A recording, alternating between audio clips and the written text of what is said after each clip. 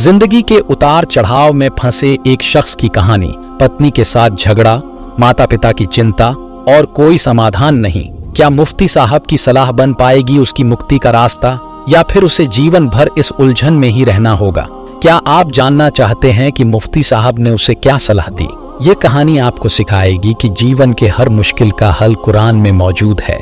तो तैयार हो जाइए इस दिलचस्प कहानी के लिए, जो आपको सिखाएगी जीवन जीने का एक नया तरीका। तो देर किस बात की है?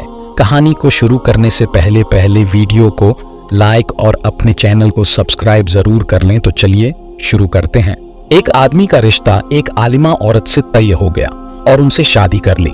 बाद में उस औरत ने कहा कि हम शरीयत के मुताबिक जिंदगी गुजारेंगे। वो आदमी उस बात से बहुत खुश हुआ कि चलो बाकी की जिंदगी बीवी की बरकत से शरीयत के मुताबिक गुजरेगी। कुछ दिनों बाद बीवी ने कहा कि देखो, हमने घर में शरीयत के मुताबिक जिंदगी गुजारने का फैसला किया था और शरीयत में बीवी पर सास और ससुर की खिदमत वाजिब नहीं, और शरीयत के मुताबिक शौहर को अपनी बीवी के लिए अलग घर का इंतजाम करना होता है, लिहाजा मेरे लिए अलग घर ले लो। वो आदमी बड़ा परेशान हुआ। अलग घर लेना कोई बड़ी बात नहीं, पर मेरे बूढ़े माँ बाप का क्या होगा?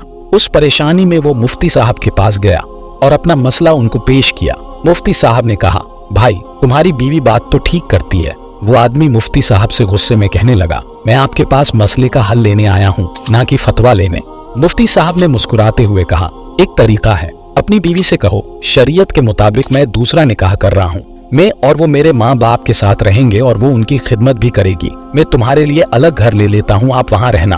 उसने घर आकर अपनी बीवी से ये बात बताई तो वो सटपटा गई और बोली, दफा करो, दूसरी शादी को मैं इधर ही रहूंगी और आपके माँ बाप मेरे भी माँ बाप है और उनकी खिदमत इकराम ए मुस्लिम भी है। इस कहानी से हमें यह सीख मिलती है कि जीवन में आने वाली हर समस्या का समाधान कुरान में मौजूद है। अगर जीवन में आपको कुछ समझ में नहीं आ रहा है तो अपने उलेमा ए कराम से मिले, किसी मुफ्ती साहब से जरूर मिले। यदि हम कुरान को ध्यान से पढ़ें और समझें तो हमें हर मुश्किल से निकलने का रास्ता मिल जाएगा।